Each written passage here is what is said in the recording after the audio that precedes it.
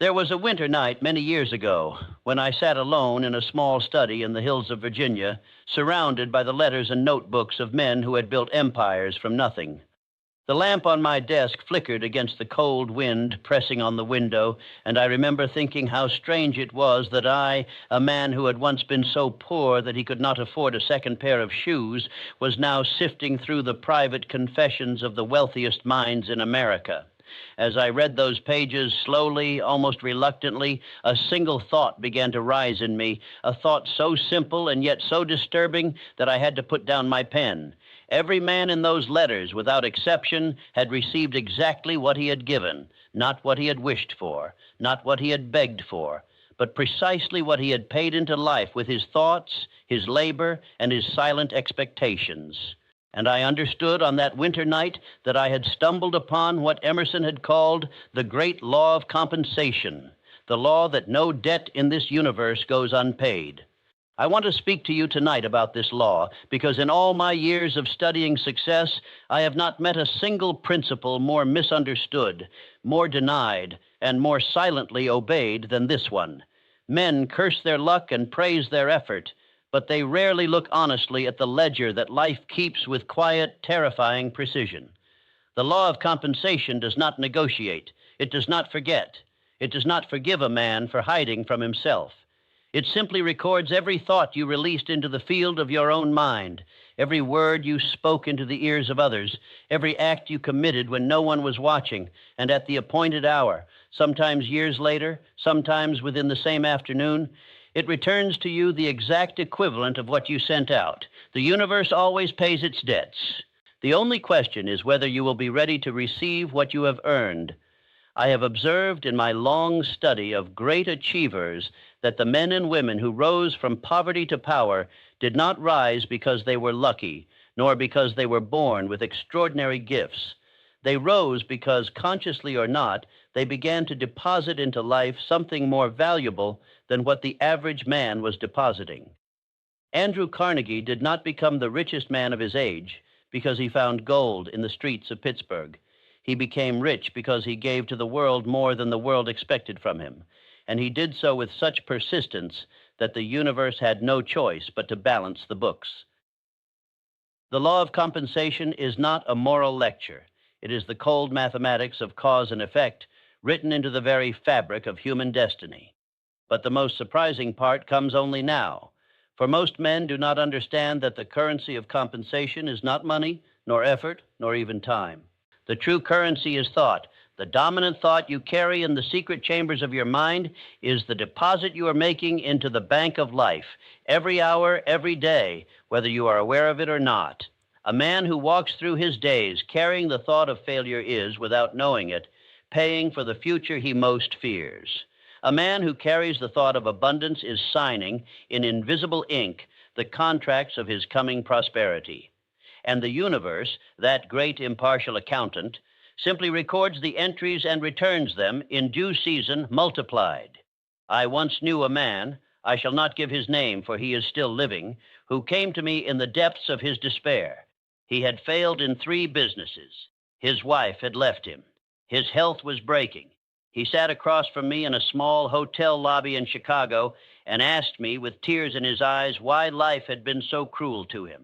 I listened patiently, as I always do, and then I asked him to tell me honestly what he had been thinking about day after day for the last 10 years. He looked at me surprised and began to describe a mind that had been a continuous rehearsal of disappointment, suspicion, resentment, and quiet fear of betrayal. When he finished, I said to him gently that the universe had not been cruel to him at all. The universe had simply paid him exactly what he had ordered. He had been a faithful customer of his own ruin. There is a phrase I have used often, and I shall use it again here because it carries the weight of decades of observation. Whatever the mind dwells upon, the universe delivers. This is not poetry. This is not mysticism dressed up in fine clothes. This is the most ruthless and most reliable principle I have ever encountered in the study of human destiny. The law of compensation works whether you believe in it or not, just as the law of gravity works whether you have heard of Newton or not. A man does not need to understand electricity to be electrocuted. He does not need to understand compensation to be ruled by it. What Hill discovered about this subject is deeply unsettling because it removes from us the comfortable excuse of the victim. We can no longer say that life was unfair, that others were against us, that circumstances conspired to keep us small. We are forced to look into the mirror and ask what we have been depositing, what we have been withdrawing, what is the true balance of our account. For many men, the first honest look at that ledger is the beginning of a transformation that nothing else in this world could have produced. Pain, when it is met with honesty, becomes the great teacher of the inner kingdom. Consider, if you will, the life of Thomas Edison. The world remembers him as the inventor of the electric light, but few remember the 10,000 failed experiments that preceded his success.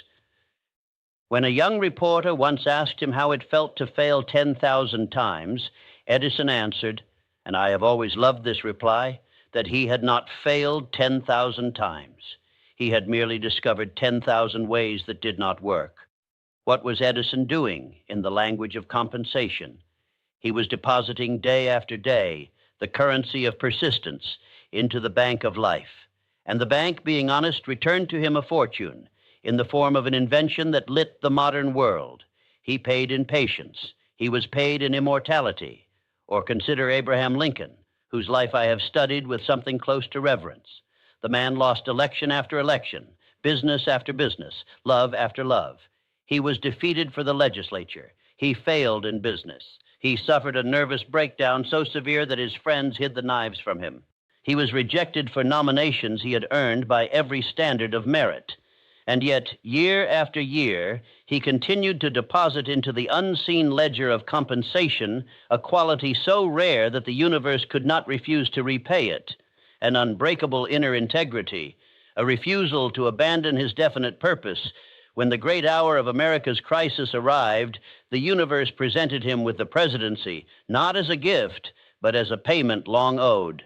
The law of compensation had simply caught up with the man. The detail most people overlook is hidden right here. We see the rewards of great men, but we do not see the long, silent deposits that preceded them. We envy the harvest, but we did not stand in the field with them at 4 o'clock in the morning when no one was watching, when there was no applause, when the only witness was the cold air and their own private resolve. The universe does not pay a man for what he shows the world. It pays him for what he is when no one is looking. The law of compensation reads the heart, not the headlines. The men and women who change the world are not paid in advance. They are paid in arrears.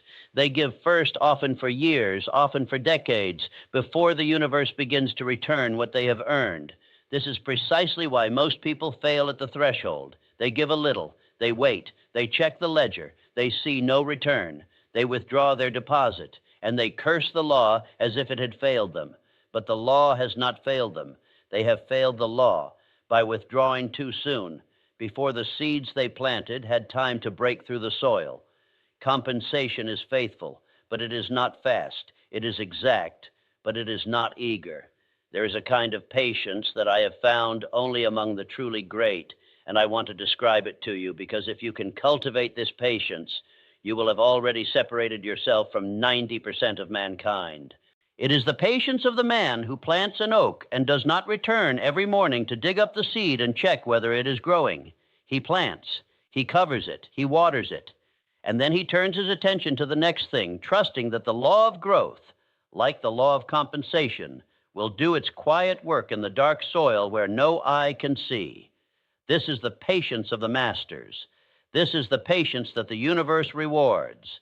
Here begins the darkest game of the subconscious mind, and I must speak of it plainly, because no honest discussion of compensation can avoid it. The deposits we make into the bank of life are not made by our conscious intentions, but by our dominant subconscious beliefs. A man may say with his mouth that he wishes to be wealthy, while his subconscious mind, formed in the poverty of his childhood, repeats hour by hour the silent conviction that wealth is not for him. The universe, listening always to the deeper voice, the older voice, the voice beneath the words, returns to him not what he asked for, but what he truly believed. This is why so many men labor for years and remain poor. They are not paying with their words. They are paying with their convictions. The work of self-mastery, then, is not the work of forcing the world to give us what we want.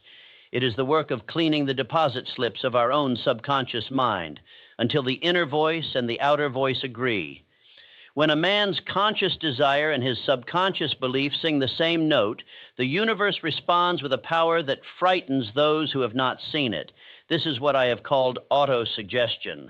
It is the daily practice of speaking with feeling and with faith into the deeper chambers of your own mind until the old beliefs of poverty and limitation are replaced by the new beliefs of abundance and possibility. The law of compensation will then have new instructions to obey, and it will obey them with the same precision it once used to keep you small. I must turn now to a harder truth, and I ask you to receive it with an open heart. The law of compensation does not only return our successes, it also returns our failures, our betrayals, our cruelties, and our small dishonesties. The man who cheats his customer in the morning is paid, not always in the same form, but always in the same equivalent, by some quiet erosion of his own inner peace, his health, his relationships, or the future opportunities that mysteriously fail to arrive. We do not always see the mechanism, but the books are kept. The universe is the most honest accountant in existence, and it has never lost a single entry. This is why the great achievers I studied were almost always men of unusual integrity in the small things. They paid their debts. They kept their word. They treated the unimportant person with the same respect as the important one. They did not steal hours from their employers, nor minutes from their craft, nor honesty from their dealings. They knew, whether they articulated it or not, that every act of integrity was a deposit, and every act of dishonesty was a withdrawal, and that the final balance would determine the shape of their lives. What the lives of great achievers have been trying to tell us for centuries is this: that prosperity is not a stroke of luck, but a state of being earned through the disciplined cultivation of inner qualities.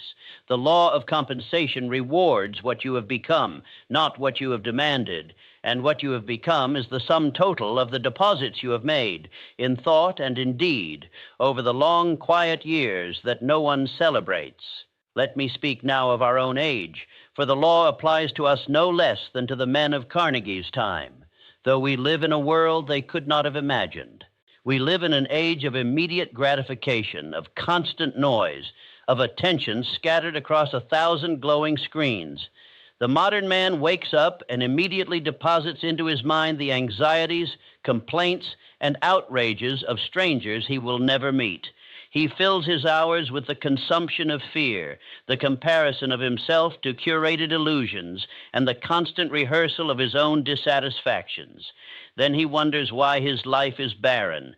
He wonders why opportunities do not come. He has not understood that he has been making all day long deposits of the worst possible kind, and the universe is paying him with terrible accuracy the equivalent of what he has paid in. Modern man has lost the compass of his inner purpose, but not the need for it. The law of compensation has not been suspended for the digital age. It still operates with the same precision in the cafes and offices and apartments of our cities. The young man who scrolls through other men's victories for 3 hours every evening is depositing envy and inadequacy. The young woman who spends her days complaining about her circumstances is depositing helplessness. The professional who cuts corners in his work because no one is watching is depositing mediocrity. None of these debts will be forgiven. They will only be deferred until the day of accounting arrives. But the same is true in reverse, and this is where the great hope of the law reveals itself. The man who, even in this age of distraction, learns to deposit faith, persistence, service, and a definite major purpose into the field of his own mind, this man will be paid by the universe with a generosity that the average eye cannot understand. He will appear lucky. He will appear gifted. He will appear to have been chosen, but he has not been chosen. He has chosen himself by the thousand small choices he made when no one was watching, by the books he read while others watched television, by the discipline he cultivated while others drifted. The law of compensation has simply been keeping his books, and now it is paying him in full. The real turning point begins here, in the moment when a man decides to take responsibility not for what life has given him, but for what he has been giving to life. This decision is one of the most difficult decisions a human being can make because it requires the surrender of every excuse, every grievance, every comfortable story we have told ourselves about why we are not what we wish to be. The man who makes this decision steps out of the long line of victims and into the small, quiet company of creators. The universe responds immediately, though often invisibly, to such a decision. The books are reopened. New entries are made. A new account is begun. There is a paradox in this law that I want you to feel, because the paradoxes of this law are where its deepest power lies. The man who gives in order to receive does not truly give, and the universe knows this. The law of compensation is not a vending machine. It does not respond to the calculation of self-interest dressed up as generosity. It responds to the genuine outflowing of value, of service, of love, of work done for its own sake.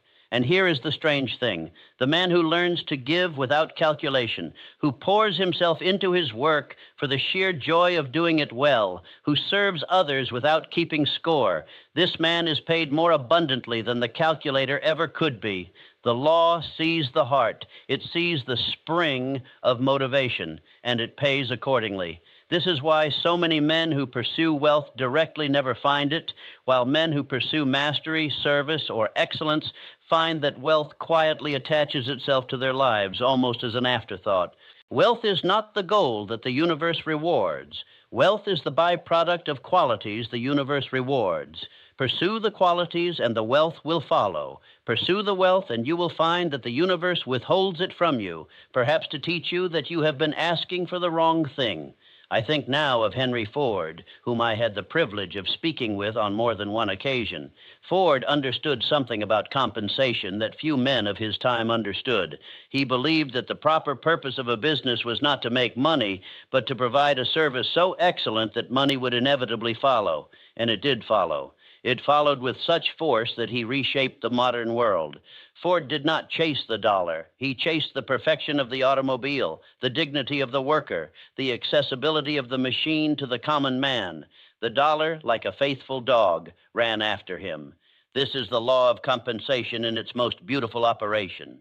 I want now to give you something practical, though I am cautious about practical advice, because the truths of the inner life cannot be reduced to formulas without losing their power. If you wish to begin to align yourself with the law of compensation, begin with a single discipline. For 30 days, observe the deposits you are making into your own mind. Do not try to change them at first. Simply observe. Watch what you tell yourself in the morning. Watch what you tell yourself when you fail at something. Watch what you tell yourself about other people, about money, about your own capacities. Keep an honest written record of these observations, as one might keep a ledger. At the end of 30 days, you will know with a clarity that may shock you why your life has taken the shape it has taken. You will understand, perhaps for the first time, that the universe has not been cruel to you. The universe has been faithful. It has paid you exactly what you ordered. The horror of this realization is also its glory, because if you ordered this life with your old deposits, you can order a different life with new ones. The pen is in your hand. The ledger is open. The next entry is yours to make. Begin then to deposit with the same patience that Edison brought to his 10,000 experiments, the qualities you wish the universe to repay you with. Deposit faith, even when you do not feel it. Deposit persistence, even when you are tired. Deposit gratitude, even when your circumstances do not seem to deserve it. Deposit excellence in your work, even when no one is watching. Deposit kindness to those who can do nothing for you. Deposit a definite major purpose, written down, read aloud morning and night, until your subconscious mind accepts it as a settled fact rather than a distant wish. The universe will record every entry, and in due season the payments will begin. There is a deep paradox in this law that I want to leave with you. The very struggles which appear to be evidence of the universe's unfairness are often the precise mechanism by which the universe is preparing your reward. The failures Lincoln endured were not punishments. They were the forge in which the man capable of holding the Union together was being shaped. The 10,000 failed experiments of Edison were not penalties. They were the apprenticeship of the man who would light the world. Your own struggles, the ones you are perhaps cursing tonight, may not be evidence that the law has forgotten you. They may be evidence that the law is preparing you for something larger than you could have asked for. The light in the struggle is hidden from those who flee the struggle. It is revealed only to those who walk through it with their inner integrity intact, who refuse to abandon their definite purpose even when the world seems to mock it, who continue to make their deposits even when the bank seems empty. To these men and women, the universe eventually opens its books, and what is revealed there exceeds almost always what they had originally dared to ask for. The law of compensation is generous to those who do not run from its tuition. I have observed that the men who understand this law live with a particular quality that is hard to describe, but unmistakable when encountered. They live with a kind of inner stillness, a confidence that is not arrogance, a patience that is not passivity. They are not anxious about results because they trust the law to deliver them. They are not bitter about delays because they know that the seasons of growth are longer than the seasons of harvest. They are not envious of others because they know that every man is being paid exactly what he has earned. They have made peace with the universe by aligning themselves with its oldest law. This is, in the end, the inner journey to which I am inviting you tonight. It is not the journey of forcing the world to bend to your wishes. It is the journey of becoming the kind of person whose deposits the universe is delighted to repay. It is the journey of moving from the consciousness of poverty, in which we believe we must take from a scarce world, to the consciousness of prosperity, in which we know we are the source from which our world is being created. It is the journey from victim to creator, from beggar to banker, from the man who curses the law to the man who walks in harmony with it. When was the last time you sat down in honest silence and examined the deposits you have been making into the bank of your own life? When was the last time you asked yourself, without flinching, what you have been giving to the universe in your dominant thoughts, your daily habits, your private convictions?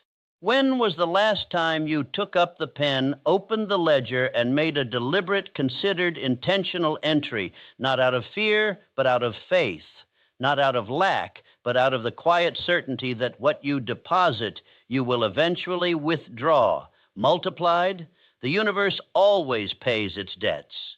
This is the one promise that has never been broken in all the long history of human experience. The only question that remains, the only question that has ever truly mattered, is what you are choosing in this very hour to lend it.